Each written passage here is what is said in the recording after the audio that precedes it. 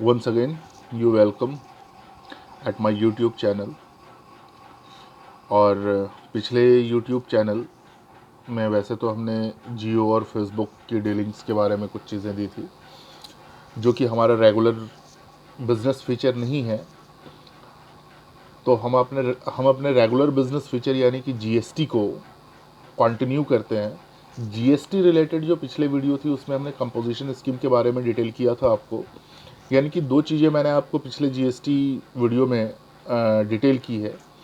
एक में composition scheme और एक वीडियो में मैंने रिटर्न से रिलेटेड, प्रोसीजरल लॉ से रिलेटेड कुछ बातें डिस्कस की थी। ये दोनों बातें मैंने इसलिए डिस्कस की थी कि मैं इन दोनों वीडियो के थ्रू हम आपके साथ एक फाउंडेशन प्रिपेयर कर रहे थे। और वो फाउंडेशन प्रिपेयर कर रहे थे, कुछ नोटिफिकेशंस थे हमारे, नोटिफिकेशंस जो कि कोविड-19 के इम्पैक्ट को देखते हुए गवर्नमेंट ने रिलीफ देने के लिए ये नोटिफिकेशन इशू किए। उस नोटिफिकेशन को समझने के लिए हम एक फाउंडेशन तैयार कर रहे थे। हमने वो फाउंडेशन तैयार कर लिया है। कंपोजिशन की बेसिक नॉलेज आपके पास आ गई है, प्रोसीजरल लॉ की बेसिक नॉलेज आपके पास आ गई है। अब हम उस नोटिफिकेशन के ऊपर डिस्कस करेंगे, यानी कि नोटिफिकेशन नंबर 30 टू 36 इसके ऊपर हम डिस्कस करेंगे, जो कि गवर्नमेंट ने ये नोटिफिकेशन दी है। और ये सारे ही नोटिफिकेशन नंबर 30 टू 36 ये 3 अप्रैल 2020 से इफेक्टिव है। तो हम सबसे पहले नोटिफिकेशन नंबर 30 के बारे में बात कर रहे हैं। Notification number 30 is about the extension of time limit for the furnishing of following taxpayer opting for the composition scheme for the financial year 2020 and 21। यानी कि कंपोजिशन स्कीम से रिलेटेड है नोटिफिकेशन नंबर 30। और नोटिफिकेशन नंबर 30 कंपोजिशन स्कीम के दो form से related है, एक है CMP 02 और एक है ITC 03। ये CMP 02 और ITC 03 क्या होती है? CMP 03, अगर आप देखिए, कंपोजिशन स्कीम में जाने के आपके पास दो तरीके हैं। पहला तरीका तो ये है कि जब आप रजिस्ट्रेशन ले रहे होते हैं, रजिस्ट्रेशन लेने के टाइम पर ही आपके पास एक ऑप्शन आती है। उस ऑप्शन में आप चूज़ कर सकते हैं कि आप जो रजिस्ट्रेशन ले रहे हैं वो कंपोजिशन स्कीम में रजिस्ट्रेशन ले रहे हैं। There is the option. तो इसका मतलब पहला तो तरीका ये है कि आप जिस समय रजिस्ट्रेशन ले रहे हैं उस समय आप कंपोजिशन स्कीम ऑप्ट कर लीजिए। दूसरा तरीका ये है कि आपने जो रजिस्ट्रेशन लिया है वो नॉर्मल रजिस्ट्रेशन लिया है, क्योंकि कंपोजिशन स्कीम ऑप्शनल है। तो पहला तरीका तो ये है, पहला ऑप्शन तो आपके पास ये है कि रजिस्ट्रेशन लेने के टाइम पर ही आपने कंपोजिशन स्कीम ऑप्ट कर लिया। दूसरा तरीका ये है कि आपने आपने जो रजिस्ट्रेशन लिया है वो नॉर्मल रजिस्ट्रेशन लिया है, यानी कि अंडर सेक्शन 22 आपने नॉर्मल रजिस्ट्रेशन लिया है। लेकिन नॉर्मल रजिस्ट्रेशन लेने के बाद अब आप ये विचार करते हैं कि हमें नॉर्मल रजिस्ट्रेशन में कंटिन्यू नहीं करना है। नॉर्मल रजिस्ट्रेशन में कंटिन्यू नहीं करना है, क्यों नहीं करना है? रजिस्ट्रेशन लेने के क्या फ़ायदे हैं, क्या नुकसान है, ये हमने कंपोजिशन स्कीम में हमने पिछली वीडियो में कर रखा है हमने। तो अगर आपने पिछली वीडियो देखी है तो अच्छी बात है, नहीं देखी है तो प्लीज़ एक बार उसे रेफ़र कीजिए और उसे देखिए। उस वीडियो से आपको ये पता चलेगा कि आपको कब कंपोजिशन स्कीम में, कब नहीं, आपको ये पता चलेगा कि कंपोजिशन स्कीम में लेने के क्या फ़ायदे हैं और क्या नुकसान है। तो उससे आपने उस फ़ायदे और नुकसान को देख करके आपने डिसाइड किया कि नहीं भाई, हमें तो अब नॉर्मल प्रोसीजर में नहीं रहना है, हमें कंपोजिशन स्कीम में ऑप्ट करना है। तो लॉ आपको ये सहूलियत देती है कि आप इन बिटवीन, यानी कि first you have applied for the normal registration और बाद में अगर आप चाहें तो कंपोजिशन स्कीम में शिफ्ट कर सकते हैं। ऑफकोर्स आप कंपोजिशन स्कीम में शिफ्ट कर सकते हैं, लेकिन इसके लिए आपको इसके लिए इंटीमेशन देनी होती है। और वो इंटीमेशन आप जिस फॉर्म में देंगे, ऑफकोर्स ये इंटीमेशन ऑनलाइन इंटीमेशन जाएगी कंपोजिशन स्कीम के लिए। जीएसटीएन पोर्टल पर सर्विसेज में आप जाएंगे, रजिस्ट्रेशन के शेड्यूल में जाएंगे, उसमें composition scheme option, composition scheme अगर आप ऑप्ट करते हैं तो उसके ऑप्शन अवेलेबल होते हैं। तो आपको CMP 02 में इंटीमेशन देनी होगी जीएसटी डिपार्टमेंट को कि आप कंपोजिशन स्कीम को ऑप्ट कर सकते हैं। नाउ हम कब कंपोजिशन स्कीम को ऑप्ट कर सकते हैं सर? अगर एक बार आपने नॉर्मल रजिस्ट्रेशन में रजिस्ट्रेशन ले लिया तो जिस फाइनेंशियल ईयर में आपने रजिस्ट्रेशन लिया है उस फाइनेंशियल ईयर तक आपको नॉर्मल रजिस्ट्रेशन को ही फॉलो करना पड़ेगा। यानी कि उस फाइनेंशियल ईयर तक, जिस फाइनेंशियल ईयर में आपने नॉर्मल रजिस्ट्रेशन में रजिस्ट्रेशन करवाई है, उसमें आपको GSTR 1 और GSTR 3 भी ही फाइल करनी है। अगर आपको याद हो तो मैं आपको फिर से याद दिला दूं, मैंने आपके साथ रिटर्न का भी एक वीडियो किया था। उस रिटर्न में मैंने आपको बताया था कंपोजिशन स्कीम में जिन्होंने ऑप्ट किया है वो कौन सी रिटर्न फाइल करेंगे। जिन्होंने नॉर्मल स्कीम के लिए उनके किन के लिए कौन कौन सी रिटर्न है ये हमने डिस्कस किया था। तो कंपोजिशन स्कीम के लिए GSTR 4 होती है। अगर आपने वो भी वीडियो देखी हुई है तो अच्छी बात है, नहीं देखी हुई तो प्लीज़ आप उसे भी रेफर कर सकते हैं। कंपोजिशन स्कीम के लिए GSTR 4 है, लेकिन आपको GSTR 4 नहीं देना। आप अगर आपने नॉर्मल रजिस्ट्रेशन लिया है तो फॉर द ईयर, जिस फाइनेंशियल ईयर में आपने नॉर्मल रजिस्ट्रेशन के लिए आपने अप्लाई किया है उस ईयर तक में आपको नॉर्मल रजिस्ट्रेशन ही फॉलो करना पड़ेगा। मतलब क्या हुआ कि आप कभी भी इंटीमेट कर सकते हैं गवर्नमेंट को थ्रू द CMP 02, कभी भी GST डिपार्टमेंट को इंटीमेट कर सकते हैं कि अब मैं नॉर्मल रजिस्ट्रेशन से कंपोजिशन स्कीम पर शिफ्ट करना चाहता हूं। लेकिन वो जो आप कंपोजिशन स्कीम पर शिफ्ट करेंगे उसका इफेक्टिव डेट होगा नेक्स्ट फाइनेंशियल ईयर का first day, next financial year का फर्स्ट डे। यानी कि मैं क्या कह रहा हूं कि अगर आपको कंपोजिशन स्कीम के लिए अप्लाई करना है तो लास्ट डेट जो आपके पास है, last day of the financial year, यहां तक में आप कर सकते हैं, सो दैट कि आप next day of the financial year से कंपोजिशन स्कीम को ऑप्ट कर सकते हैं। सो ये जो कंपोजिशन स्कीम यानी कि कभी भी विद इन द ईयर, आप कभी भी मान लीजिए कि आप 1 अप्रैल से लेकर के बिजनेस कर रहे थे, 1 अप्रैल से लेकर के 1 अप्रैल 2018 से बिजनेस कर रहे थे और एकाएक आपको सितंबर 2018 में ये लगता है कि नहीं यार ये हमने गलत नॉर्मल स्कीम को ऑप्ट कर लिया है, हमें कंपोजिशन स्कीम ऑप्ट करना चाहिए। आपने सितंबर में CMP 02 फाइल की, इवन दो आपने सितंबर 2018 में ये CMP 02 फाइल की, आपने गवर्नमेंट को इंटीमेट कर दिया, लेकिन कंपोजिशन स्कीम जो आपके लिए इफेक्टिव होगा वो कंपोजिशन स्कीम का भी इफेक्टिव होगा वो 1 अप्रैल 2019 से। यानी कि आपके पास 31 मार्च 2019 तक का टाइम है कि आप कंपोजिशन स्कीम, यानी कि जिस फाइनेंशियल ईयर से आप कंपोजिशन स्कीम ऑप्ट करना चाहते हैं, तो जिस फाइनेंशियल ईयर से आप कंपोजिशन स्कीम ऑप्ट करना चाहते हैं उसके प्रीवियस फाइनेंशियल ईयर के लास्ट डे तक आपके पास टाइम लिमिट है कि आप CMP 02 फाइल कर सकते हैं। तो यानी कि फाइनेंशियल ईयर 2021 में अगर किसी को फाइनेंशियल ईयर 2021 में किसी को अगर कंपोजिशन स्कीम 2021 में अगर किसी को कंपोजिशन स्कीम ऑप्ट करना था तो उनको कब तक देनी थी CMP 03? उनको CMP 03 देनी थी 31 मार्च 2020 तक। लेकिन 31 मार्च 2020 जैसा कि आपको पता है कि 31 मार्च 2020 मार्च से तो हम लोग पूरी कोरोना के लॉकडाउन में आ चुके हैं, कोरोना के लॉकडाउन में है।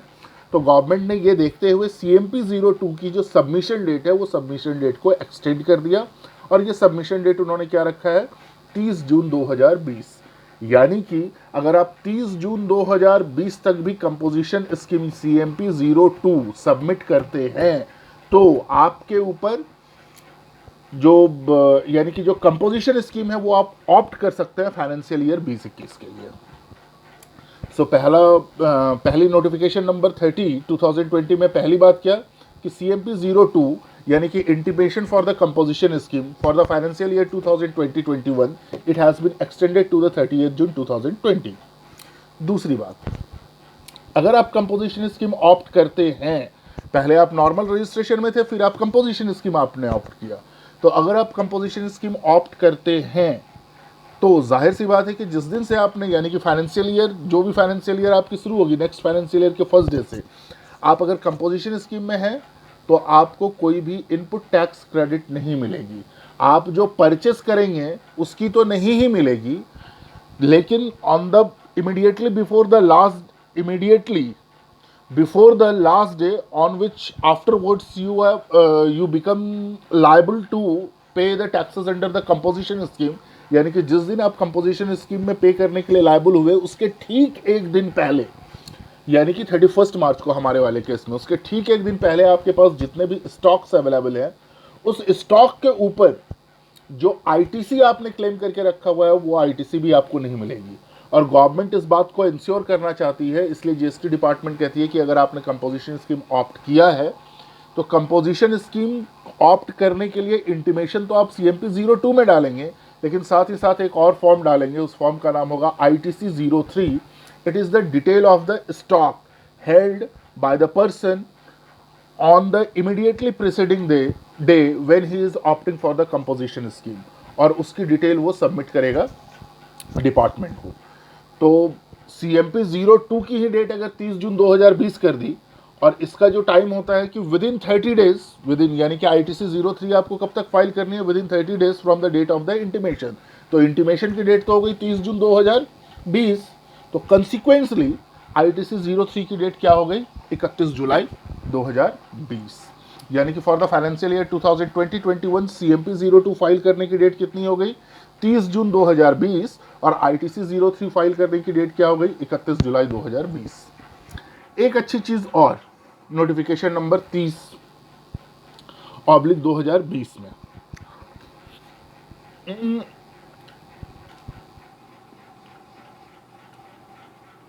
एक पिछले दिनों हम लोगों ने डिस्कस किया था, थोड़ी डिस्कशन की थी रूल 36 सब रूल 4 पर ITC के लिए। रूल 36 सब रूल 4 रिसेंटली इंट्रोड्यूस किया गया, और रूल 36 सब रूल 4 के हिसाब से क्या कि अगर आपकी बुक में, इसको हम लोग एक एग्जांपल से समझते हैं कि यदि आपकी बुक में ITC कितनी है, आपकी बुक में ITC है 100 रुपये, और GSTR 2A में ITC आ रही है सपोज 50 रुपये, मान लेते हैं केवल 50 रुपये ही आ रहे हैं, तो आप जो मैक्सिमम ITC ले सकते हैं वो रूल 36 सब रूल 4 के पहले आप मैक्सिमम ITC कितना ले लेते थे, जितनी आपकी बुक्स में दिख रही थी, यानी कि टोटल का टोटल 100 रुपये। लेकिन रूल 36(4) ने क्या बोला, पहले ये 20% था, अब इसकी लिमिट 10% कर दी गई। रूल 36(4) क्या कहता है कि भाई साहब ऐसा नहीं होगा, आप जो मैक्सिमम ITC लेंगे तो वो ITC 10% से ज़्यादा, यानी कि जितनी ITC आपके बुक में और आपकी GSTR 2A में एलिजिबल ITC है वो तो आप पूरी की पूरी ले लें। यानी कि मैं क्या कह रहा हूँ कि आपकी बुक में ITC आपने कितना क्लेम किया हुआ था, 100 रुपये, आपकी GSTR 2A में ITC कितनी है, 50 रुपये, तो 50 रुपये क्योंकि बुक में भी अवेलेबल है और आपकी GSTR 2A में भी अवेलेबल है, तो ये तो पूरा का पूरा ले सकते हैं। इससे एक्सेस ले सकते हैं क्या, जो GSTR 2A में नहीं अवेलेबल है, हमारी बुक्स में तो अवेलेबल है लेकिन GSTR 2A में नहीं अवेलेबल है, क्या वो वाली हम ले सकते हैं क्या। रूल 36 सब रूल 4 ने इसके ऊपर कैपिंग लगा करके रखी थी, और उन्होंने क्या बोला था, those ITC which are not appearing in GSTR 2A as eligible ITC, उस ITC में those ITC can be availed but only to the extent of the 10% of the eligible ITC। तो एलिजिबल ITC हमारी GSTR 2A में कितनी दिख रही है, 50 रुपये। 50 रुपये का 10% कितना हुआ, 5 रुपये। यानी कि आप मैक्सिमम ITC कितना ले सकते हैं, इसको हम लोग इन शॉर्ट फॉर्म बोलते हैं 110%। 110% का मतलब ये हुआ कि 100% तो वो जो कि हमारी 2A में भी दिख रही है और बुक्स में भी दिख रही है, 100% वो प्लस जो डिफरेंस आ रहा है उस डिफरेंस का 10% हम ले सकते हैं। ये हमने ये डिस्कस किया है अपने पिछले वीडियो में, तो आप इसका रेफरेंस वहाँ से ले सकते हैं। तो ये 10% था, यानी कि आप ITC जो अनमैच्ड ITC है, हम इसे यूं बोले शॉर्ट फॉर्म में, थोड़ा हम इसको लूज लैंग्वेज में अगर बोलें तो हम ये कह सकते हैं कि जो अनमैच्ड ITC है, unmatched ITC is not available but to the extent of the 10%। Unmatched ITC is not available but to the extent of the 10%, यानी कि 50 रुपये प्लस 5 रुपये। ये रूल 36 सब रूल 4 में है। But taking the corona impact and the countrywide lockdown, government has decided not to apply Rule 36 Sub Rule 4 for the GSTR 3B filed in relation to the month of February, March, April, May, June, July, August. This means फरवरी से लेकर के अगस्त तक की जो आप GSTR 3B भरेंगे उस case में रूल 36(4) एप्लीकेबल नहीं होगा, रूल 36(4) एप्लीकेबल नहीं होगा। तो ये तीन मोटी मोटी बातें किसके लिए, नोटिफिकेशन नंबर 30। नोटिफिकेशन नंबर 30 के लिए तीन बातें क्या, CMP 02 का डेट बढ़ गया, ITC 03 का डेट हो गया 31 जुलाई 2020, CMP 02 का डेट हो गया 30 जून 2020, और रूल 36 सब रूल 4 एप्लीकेबल नहीं है, यानी कि ITC कैपिंग अभी एप्लीकेबल नहीं होगी। ये जो हमने किया ये किया नोटिफिकेशन नंबर 30/2020। अब जो हम करने के लिए जा रहे हैं, ये करने के लिए कौन सा जा रहे हैं, नोटिफिकेशन नंबर 31 एंड 32 2020। ये है क्या? ये कोई बहुत कॉम्प्लिकेटेड नहीं है, और आप इसे समझें तो कॉम्प्लिकेटेड है, ना समझें तो कॉम्प्लिकेटेड नहीं है। दिस इज, ये क्या है? वेवर। वेवर ऑफ किसका? Waiver of interest, penalty and fees. Waiver of interest, penalty and fee for late filing of GSTR 3B। GSTR 3B की लेट फाइलिंग के लिए लेट फी हम लोग सेक्शन 47 में कर चुके हैं। इंटरेस्ट सेक्शन 50 डील करता है इंटरेस्ट को, कि अगर आप लेट से जीएसटीआर 3B फाइल कर रहे हैं तो आपके ऊपर सेक्शन 50 अप्लाई होगा, and you are liable to pay the interest at the rate of the 18%। अगर आप आउटपुट लायबिलिटी को मतलब अगर आप लेट से पेमेंट कर रहे हैं टैक्स की, और अगर आप आउटपुट लायबिलिटी में ड्रास्टिकली, यानी कि उसको क्या बोलते हैं, मेंस रिया, अगर आपने आउटपुट लायबिलिटी में कोई भी रिडक्शन किया है जिसके ऊपर मेंस रिया एप्लीकेबल है, और आपने सिग्निफिकेंट रिडक्शन किया है या एक्सेसिव आईटीसी आपने ले लिया है, तो उसको इसमें सेक्शन 50 के हिसाब से 24% की इंटरेस्ट एप्लीकेबल है। नोटिफिकेशन नंबर 31 क्या कह रहा है? सेक्शन 50 इससे रिलेट करता है, सेक्शन 47 इससे रिलेट करता है। क्या? कि waiver in the late fee और द इंटरेस्ट और the penalty. Late fee, interest, penalty. अगर जीएसटीआर 3B आपने जीएसटीआर 3B के केस में वेवर दिया गया है लेट फी के लिए, पेनल्टी के लिए और इंटरेस्ट के लिए। और कैसे कैसे वेवर दिए गए?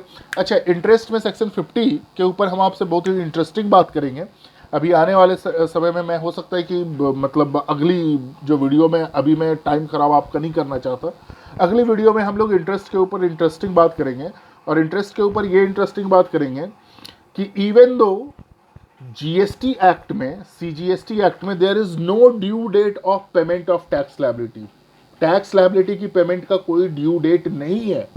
Even though there is no due date of the payment of the tax liability, but there is the provision of the interest.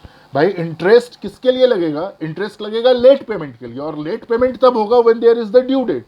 But GST में there is no due date. हम इस बात को थोड़ा लीगली एक्सप्लेन करेंगे, और हम लोग शायद अगली वीडियो में इस बात के ऊपर डिस्कस करेंगे। बट स्टिल अभी फिलहाल एक बात तो ज़रूर है, कि ये बात तो ज़रूर है जीएसटी की प्रोविज़न में, कि वो ये तो ज़रूर कहता है कि आपको जो, आप अगर रिटर्न फाइल कर रहे हैं तो रिटर्न फाइल करने की जो लास्ट डेट है उसके पहले आप अपनी टैक्स लायबिलिटी जमा कर दें। ये बात ज़रूर बोली गई है। तो अभी फिलहाल हम अपनी इंटरप्रिटेशन के लिए और सेक्शन 31, सेक्शन 32 की इंटरप्रिटेशन के लिए हम ये मान करके चलते हैं कि ड्यू डेट इसकी जो है वो last date of filing of the return है। फिलहाल हमें ये मानना पड़ेगा। एक बात तो ये है, इंटरेस्ट में एक और इंटरेस्टिंग बात है, और इंटरेस्ट में ये इंटरेस्टिंग बात है कि अभी कुछ दिन पहले तक इस बात को लेकर के लड़ाई थी कि इंटरेस्ट जो पे किया जाएगा वो किस पर पे किया जाएगा, ग्रॉस लायबिलिटी पर पे किया जाएगा या नेट लायबिलिटी पर। ग्रॉस लायबिलिटी और नेट लायबिलिटी का मतलब ये हुआ कि सपोज आपकी आउटपुट टैक्स लायबिलिटी 5,000 रुपये, और आपके पास इनपुट टैक्स लायबिलिटी पड़े हुए हैं, एलिजिबल इनपुट टैक्स लायबिलिटी, जिससे कि आप अपनी आउटपुट टैक्स लायबिलिटी को एडजस्ट कर सकते हैं, वो आपके पास पड़े हुए हैं 3,000 रुपये, और आपने टैक्स नहीं पे किया, टाइम पर जीएसटीआर 3B फाइल नहीं किया, तो जो आपके ऊपर इंटरेस्ट एप्लीकेबल होना चाहिए वो सिर्फ और सिर्फ 2,000 के ऊपर इंटरेस्ट एप्लीकेबल होना चाहिए, या टोटल के टोटल 5,000 के ऊपर इंटरेस्ट एप्लीकेबल होना चाहिए। हालांकि अभी इन्होंने ये बोल दिया कि अभी 2,000 के ऊपर, यानी कि नेट इंटरेस्ट, यानी कि इंटरेस्ट जो एप्लीकेबल होगा वो सिर्फ और सिर्फ 2,000 के ऊपर ही एप्लीकेबल होगा, नेट टैक्स लायबिलिटी के ऊपर एप्लीकेबल होगा। लेकिन ये काफ़ी जिद्दोजहद के बाद ये बात आई है, तो हम इन दोनों मैटर के ऊपर डिस्कस करेंगे। और इंटरेस्ट का थोड़ा डायलेमा भरा प्रोविज़न है, तो उस डायलेमा भरे प्रोविज़न को हम लोग किसी सेपरेट वीडियो में उसको डील करेंगे। फिलहाल अभी हम यहाँ पे आपका टाइम ख़राब नहीं करते, और हम चलते हैं फटाफट। सेक्शन 31, 32 ने जो वेवर दिया है इंटरेस्ट, पेनल्टी और लेट फी की, वो वेवर क्या दी है?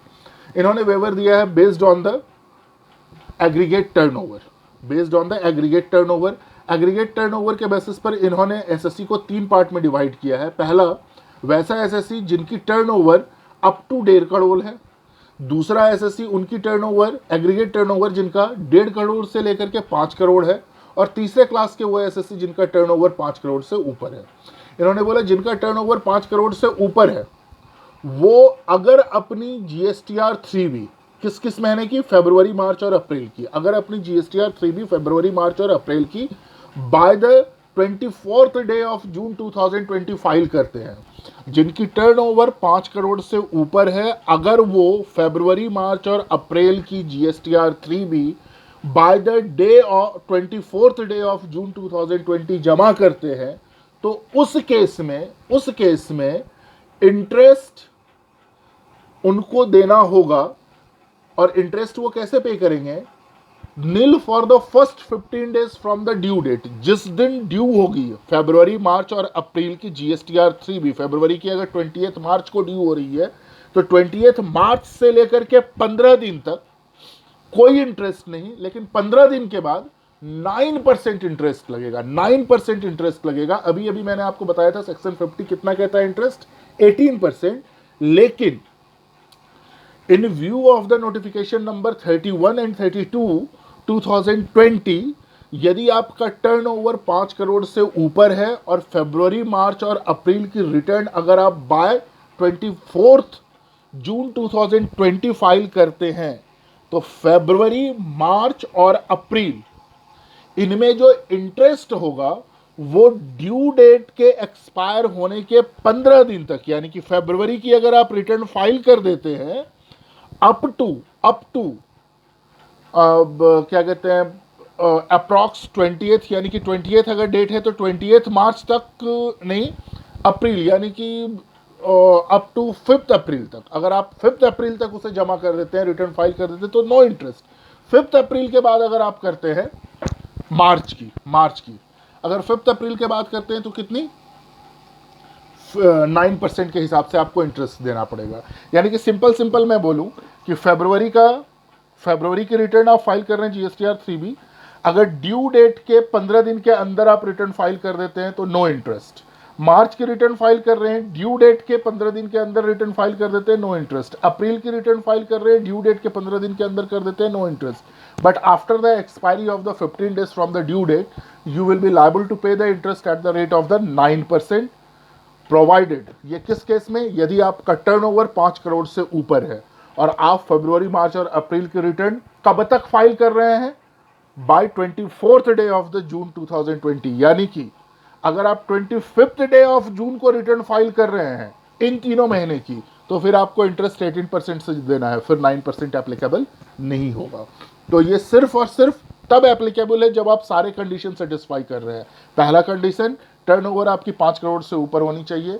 दूसरा कंडीशन, आपकी रिटर्न केवल और केवल फरवरी, मार्च और अप्रैल की होनी चाहिए। और तीसरा कंडीशन, आप जो रिटर्न फाइल कर रहे हैं इन तीनों पीरियड की मैक्सिमम किस डेट तक, 24th डे ऑफ जून। तो एक कैटेगरी हो गई जिसमें 5 करोड़ से ऊपर की थी। और यदि आपकी टर्नओवर, अच्छा इसमें लेट फी नहीं लगना, यानी कि 47 एप्लीकेबल नहीं होगा, सेक्शन 47 एप्लीकेबल नहीं होगा।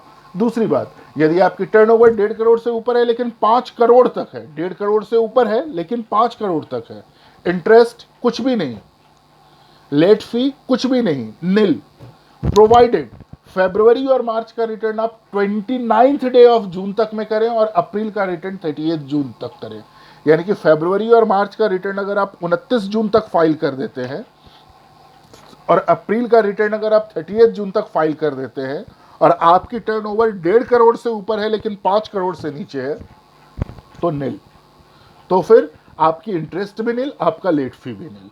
और यदि आप ऐसे एसएससी हैं, यदि आप ऐसे रजिस्टर्ड पर्सन हैं जिनकी टर्नओवर अप टू 1.5 करोड़ है, तो उनके केस में भी इंटरेस्ट नील, लेट फी नील, प्रोवाइडेड फरवरी की रिटर्न वो कब तक फाइल कर देते हैं, 30th डे ऑफ जून, 30 जून तक वो फरवरी की रिटर्न फाइल कर दें, मार्च की रिटर्न वो 3rd डे ऑफ जुलाई तक फाइल कर दें और अप्रैल की रिटर्न वो 6th डे ऑफ जुलाई तक फाइल कर दें। I hope you understand what I am saying.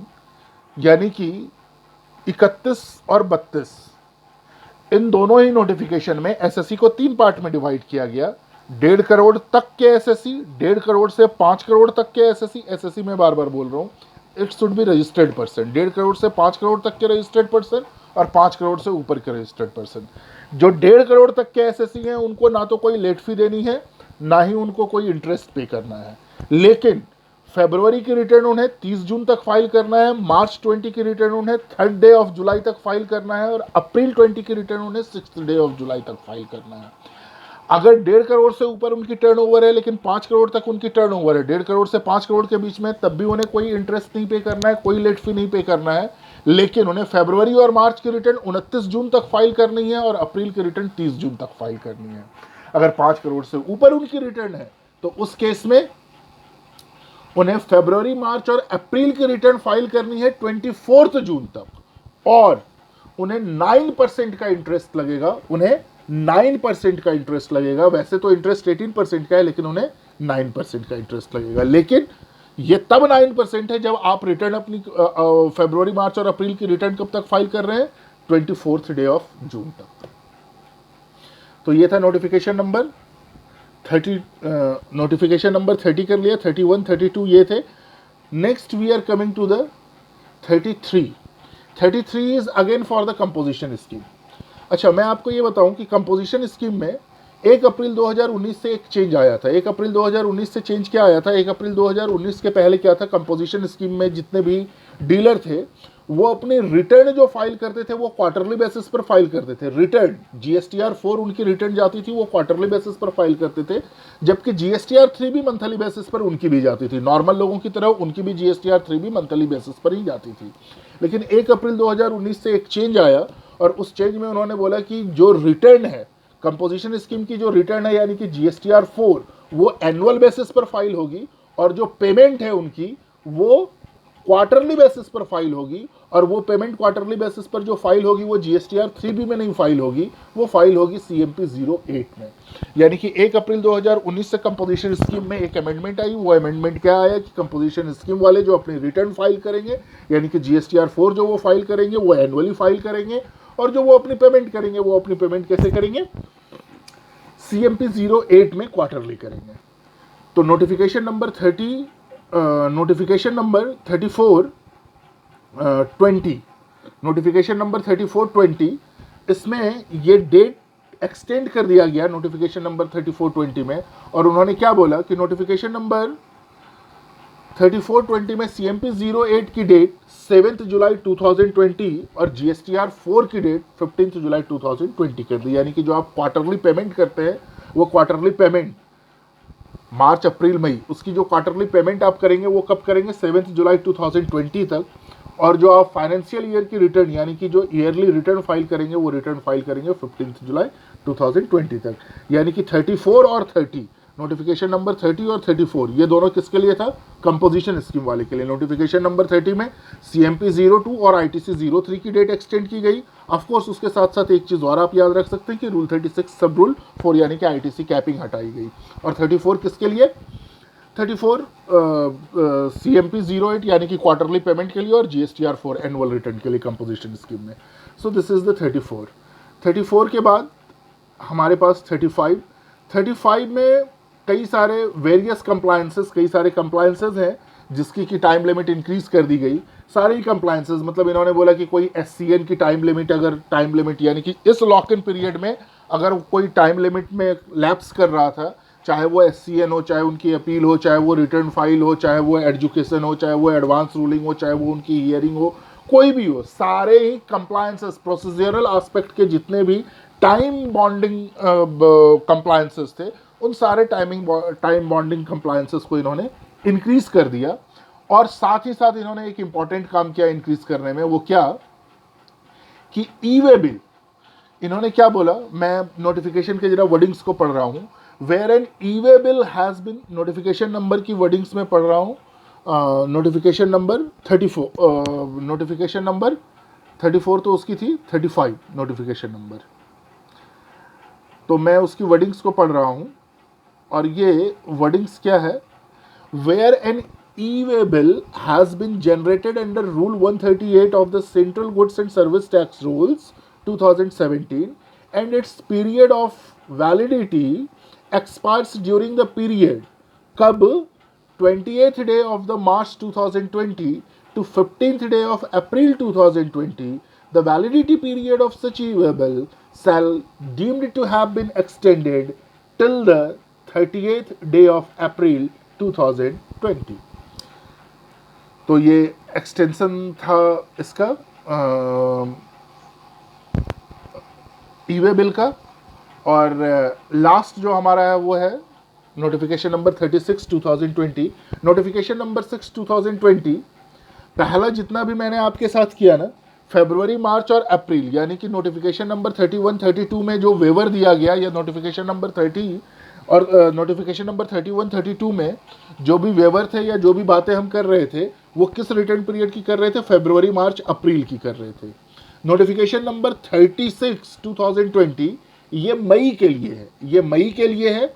और मई के लिए है, इन्होंने क्या किया है, मई के महीने में स्कैटर्ड फॉर्म में जीएसटीआर 3B फाइल करने की जो ड्यू डेट है वो स्कैटर्ड फॉर्म में इन्होंने चेंज किया है मई की।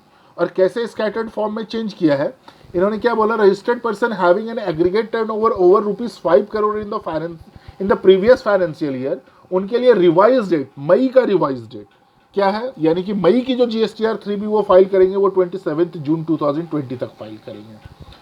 दूसरी बात ये क्या कह रहे हैं? Registered person having an aggregate turnover up to ₹5 crore in previous financial year whose principal place of business, यानी कि कुछ स्टेट्स दिए गए हैं like Chhattisgarh, Madhya Pradesh, Gujarat, Maharashtra, Karnataka, Goa, Kerala, Tamil Nadu, Telangana, Andhra Pradesh, the union territories of Daman and Dweep and Dadar Nagar Haveli, Pondicherry, Andaman and Nicobar islands और लक्षद्वीप। इन सभी में वो सारे रजिस्टर्ड पर्सन जिनकी टर्नओवर अप टू 5 करोड़ है, 5 करोड़ से ऊपर वाले की तो चाहे कहीं के भी हों, वो 27 जून अप टू 5 करोड़ की है, इन सारे स्टेट्स में जिसका भी मैंने नाम लिया, तो उनके लिए जीएसटीआर 3B मई की जो वो फाइल करेंगे वो 12 जुलाई तक फाइल करेंगे।